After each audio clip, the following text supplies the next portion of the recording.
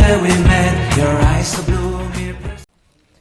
Industrialisasi juga bisa diartikan sebagai suatu keadaan di mana masyarakat berfokus pada ekonomi yang meliputi pekerjaan yang semakin beragam atau spesialisasi, gaji dan penghasilan yang semakin tinggi. Industrialisasi merupakan bagian dari proses modernisasi di mana perubahan sosial dan perkembangan ekonomi erat hubungannya dengan inovasi teknologi. Berdasarkan data Badan Pusat Statistik atau BPS, industri pengolahan merupakan sumber pertumbuhan tertinggi pada perekonomian nasional di triwulan 2 2019, sebesar 0,74%. Sektor lainnya yang turut berkontribusi diantaranya pertanian 0,71%, perdagangan 0,61%, dan konstruksi 0,55%. Kebijakan fiskal dan APBN 2020.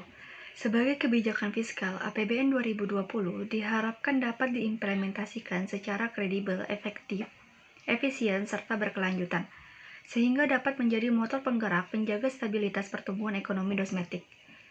Dalam anggaran pendapatan dan belanja negara 2020, target penerimaan perpajakan adalah sebesar 1.865,7 triliun. Proyeksi pelebaran defisit APBN pada 2020 lebih besar dari realisasi defisit APBN 2019 yang sebesar 2,2%.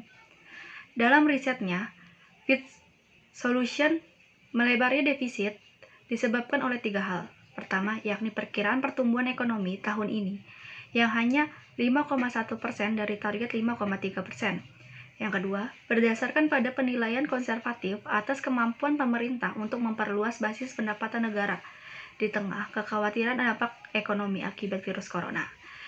Dan yang terakhir adalah belanja negara diprediksi lebih besar dibandingkan pertumbuhan penerimaan. Neraca pembayaran Indonesia tahun 2019. Prospek NPI pada tahun 2019 diperkirakan terus membaik. Neraca pembayaran Indonesia pada tahun 2019 mencatatkan surplus 4,7 miliar US dollar. Dari tahun sebelumnya mengalami defisit sebesar 7,1 miliar US dollar. Sepanjang kuartal 4 2019, Bank Indonesia juga mencatatkan NPI dalam kondisi surplus hingga 4,3 miliar US dollar. Membaik dari kuartal sebelumnya yang mengalami defisit sebesar 46 juta US dollar. Sementara itu, neraca transaksi berjalan pada kuartal 4 2019 masih mengalami defisit sebesar 8,1 miliar US dollar atau 2,84% dari PDB. Defisit transaksi berjalan diperkirakan masih terkendali dalam kisaran 2,5 sampai 3,0% dari PDB.